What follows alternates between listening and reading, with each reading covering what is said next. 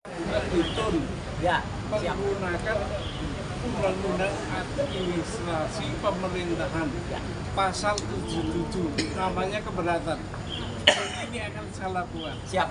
Saya butuh bukti katanya. Ya. Jadi ini saya akan melakukan betul. Baik, puterin. Oke. Ya, Siap. boleh. Oke, makasih Mas Bang. Pak Jamada. Makasih Mas Buan. Oke. Baik, saya lanjutkan ya. Saya bilang sahabat-sahabat lah semua ini yang setia sama kita selalu bersama jurnalis ini. Saya kepentingan untuk hadir di gedung ini, gedung milik rakyat ini, tentu saya membawa jurus hukum. Ya, jurus hukumnya apa? Kita membicarakan soal pendidikan ini, mulai dari dasar, menengah, sampai tingkat tinggi di negeri ini. Jangan lupa, kita tidak pernah menyinggung undang-undangnya. Kali ini saya akan sampaikan undang-undangnya. Bahwa sesungguhnya undang-undang yang menaungi sistem pendidikan dasar, menengah, sampai tinggi itu, sampai tingkat tinggi, itu sanksi pidananya berat loh. Oleh sebab itu saya bertanggung jawab selaku advokat memberikan penjelasan ini pada seluruh rakyat itu. Seluruh stakeholder, ke seluruh yang terlibat, bahkan yang melibatkan diri, bahkan yang terpaksa terlibat atau sudah terlibat tidak sudah. Saya mau jelaskan. Apa itu undang-undangnya? Ada dua. Pertama, Undang-Undang Nomor 20 Tahun 2023. Jelas ya? Itu undang-undang tentang sistem pendidikan nasional, Sisdiknas. Apa yang diatur di situ? Itulah yang mengatur dasar-dasar pendidikan di bangsa dan negara NKRI ini. Diatur baik-baik pasalnya.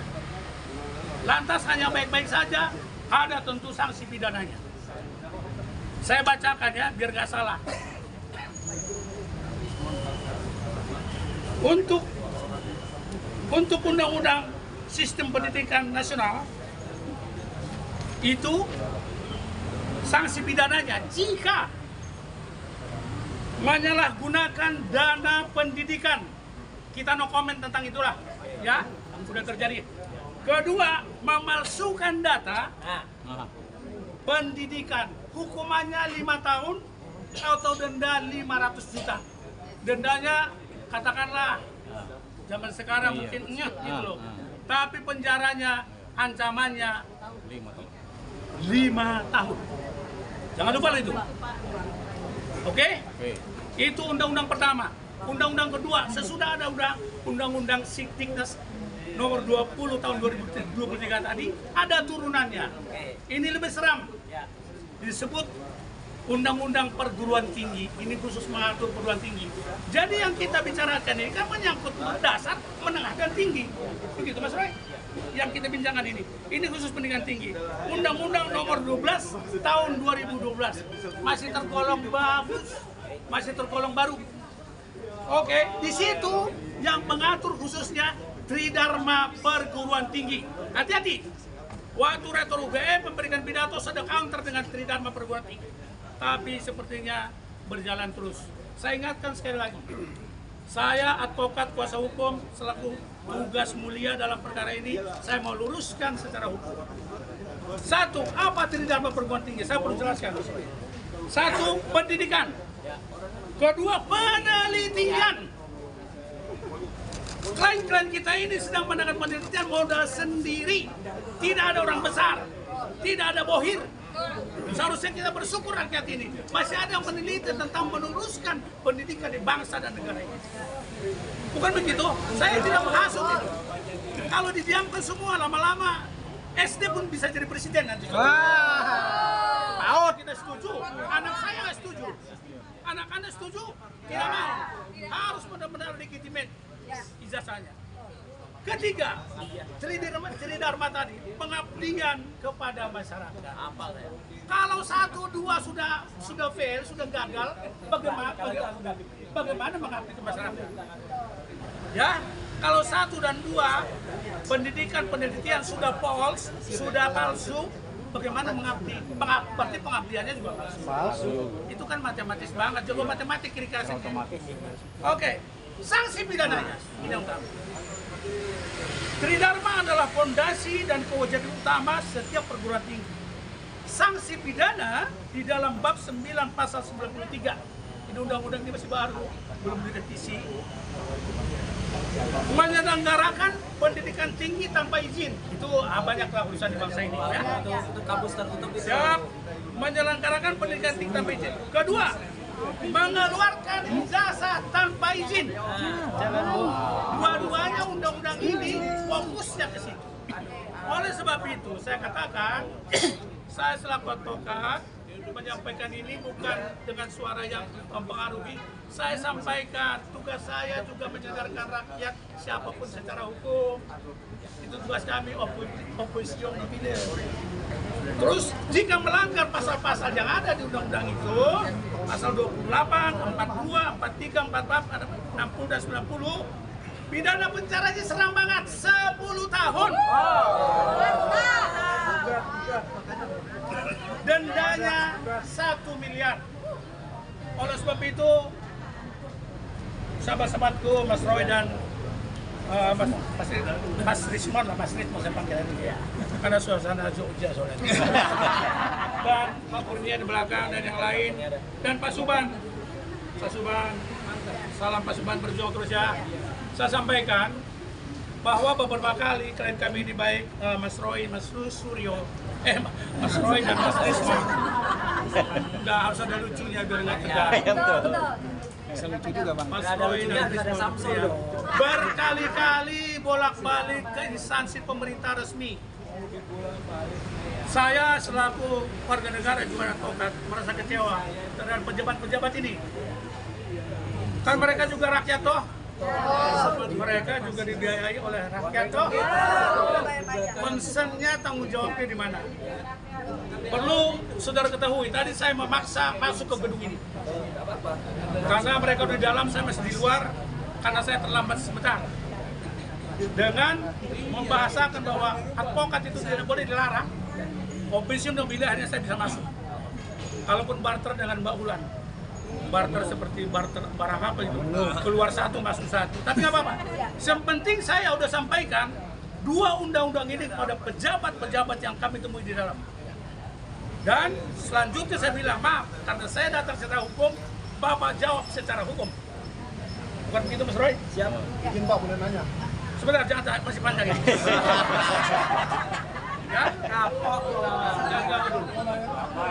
Oke, jadi saya tekan urgensinya adalah hari ini kami bergerak lebih serius daripada sebelumnya. Hari ini saya harus tampil menyampaikan dua undang-undang tentang pendidikan dasar, pendidikan tinggi. Jika ada pelanggaran di bidang itu, sanksinya, sanksi hukumnya pidana 5 tahun dan 10 tahun. Sekarang siapa yang masuk penjara? Apakah Mas Roy dan Mas Bang Rismon? Nggak mungkin. Mereka peneliti kok. Yang salah pasti dari sana. Saya katakan, maaf kata yang salah pasti dari sana.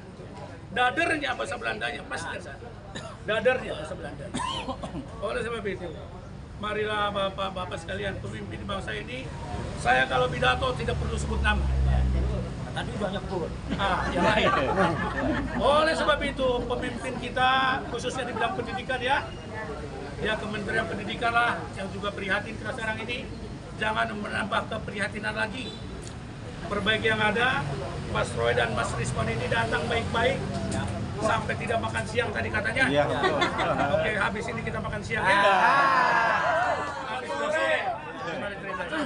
Jadi kembali saya ingatkan sekali lagi bahwa yang diurus oleh Mas Roy dan Rismon dan Mbak Kurnia dan kami kuasa hukum dan Bang Samsir di sini, Bang Menuada dari ANN, menurut makasih ya, dan Pak Suban senior saya yang berjuang Jakarta Pusat, tetap berjuang Pak Suban, kita dukung, dan jurnalis sekalian, bahwa hal ini adalah penting sekali, ada hukuman pidananya. Jangan dianggap ini perkara perdata,